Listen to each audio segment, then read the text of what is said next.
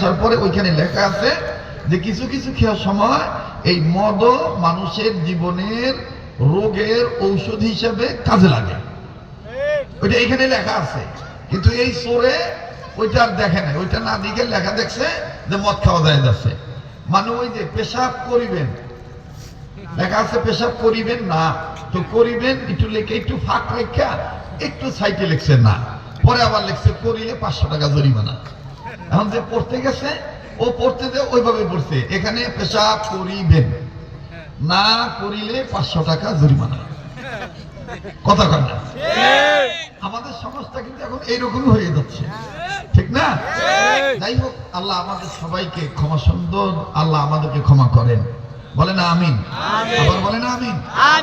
আমরা আলেম ওলামাদের কাছে জিজ্ঞেস করে কাজ করব ইনশাআল্লাহ। তো কোরআন দামের কিতাব, সন্দেহ আছে? বলেন সন্দেহ আছে? উম্মতে মুহাম্মাদীদের জাহান্নাম থেকে বাঁচার পথ কয়টা? 4টা। আমার বন্ধুগণ, আমার ভাইরা, আলেমরাই পারে একজন গুনাহগার বান্দাকে নেককার বান্দা বানিয়ে তওবার রাস্তায় উঠিয়ে দিতে। আবার আলেমরাই পারেন আমার বন্ধুগণ তওবাকারীর তওবা নষ্ট হয়ে যায়, নেককার বান্দার নেক আমল নষ্ট হয়ে যায় কোন গুনার কারণে, এটা আলেমরাই পারে তুলে ধরতে। কথা বলেন ঠিক কি? মুহতারাম হাজিরিন, খুব খেয়াল করে কথাগুলি শোনা চাই। যুগ শ্রেষ্ঠ একজন বুজুর্গ আলেম ছিলেন, যার নাম মুফতি রশিদ আহমদ গঙ্গুহি রহমতুল্লাহ আলাইহ।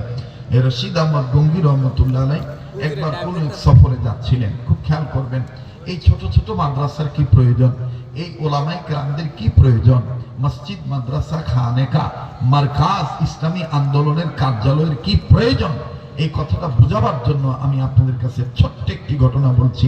হযরত মুফতি রশিদ আহমদ গঙ্গুহি রহমতুল্লাহ আলাইহি, যেনাকে বলা হয় আমিরুল ওয়াক্ত, যেনাকে বলা হয় কুতুবুল ওয়াক্ত, কুতুবুল ইরশাদ, ফকিহুন নফস, মুফতি রশিদ আহমদ গঙ্গুহি রহমতুল্লাহ আলাইহি, উনি আল্লাহর কবরের আযাবের ভয়ে, আল্লাহর ভয়ে এত কাঁদতেন, কাঁদতে কাঁদতে ওনার চোখ অন্ধ হয়ে গিয়েছিল।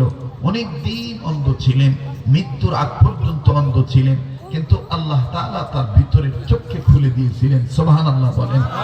উনি যদি কোনো কবরের পাশে দিয়ে যেতেন তো উনি অন্ধ অবস্থায় ভিতরের চোখ দিয়ে দেখতে পারতেন এই কবরওয়ালা সুখে আছে না দুঃখে আছে। সুবহানাল্লাহ বলেন।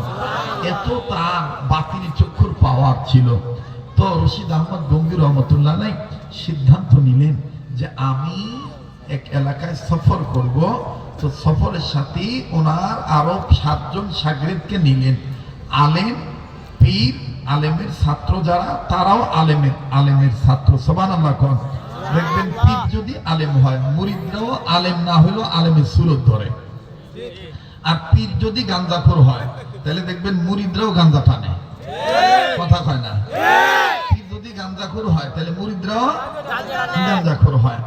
তো রশিদ আহমদ গঙ্গুহি রহমতুল্লাহ আলাইহি আলেম পীর ছিলেন। ওনার শাগির্দ যে 5-7 জন, এই 5-7 জন শাগির্দদেরকে নিয়ে উনি রওনা হয়ে গেছেন। যখন রওনা হয়ে গেছেন, পরামর্শ করলেন যে প্রতিমধ্যে যদি আজানের ওয়াক্ত, নামাজের ওয়াক্ত হয়ে যায়, সালাতের ওয়াক্ত হয়ে যায়, আমরা ওইখানে ব্রেক করব।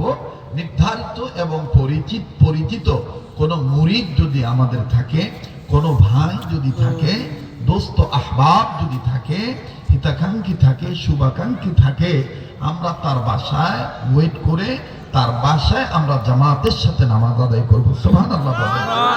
রশিদ আহমদ গঙ্গুহি রহমতুল্লাহ আলাইহি যাচ্ছেন, নামাজের ওয়াক্ত হওয়ার 1-1.5 ঘন্টা আগে ওই ব্যক্তির বাড়িতে পৌঁছে গেছেন।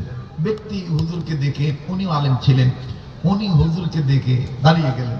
দাঁড়িয়ে বলতেছেন, হযরত আপনি এভাবে আসলেন, আমাকে ইত্তলা দিলেন না, আমাকে একটু বললেন না যে তোমার বাড়িতে আমি আসবো। হযরত বলতেছেন, এত ঘাবড়াইছো কেন? কোনো এলাকায় যদি আল্লাহওয়ালা আসে, আল্লাহর মাহবুব বান্দা, পেয়ারা বান্দারা আসে, তো আল্লাহর ইচ্ছায় আল্লাহ তাআলার বান্দারা, আল্লাহর মাহবুব বান্দারা ওই এলাকায় আসে। সুবহানাল্লাহ। আল্লাহওয়ালারা কোনো এলাকায় কদম রাখলে এটা কার ইশারায় আসে বলেন? কার ইশারায় আসে? আল্লাহর ইশারা আসে। এখানে আপনারা কি কেউ কি গাঁজা খেতে এসেছেন? কেউ পকেট মারতে এসেছেন? কেউ কাউকে গালি দিতে এসেছেন? এখানে আপনারা এসেছেন কেন? জাহান্নাম থেকে মুক্তি পাওয়ার জন্য, জান্নাতি হওয়ার জন্য, হেদায়েতের রাস্তায় ওঠার জন্য, আল্লাহওয়ালা হওয়ার জন্য। কথা বলেন ঠিক কিনা? আল্লাহওয়ালা তো তখনই হওয়া যাবে আল্লাহওয়ালাদের মজলিসে আসলে, ঠিক কিনা বলেন?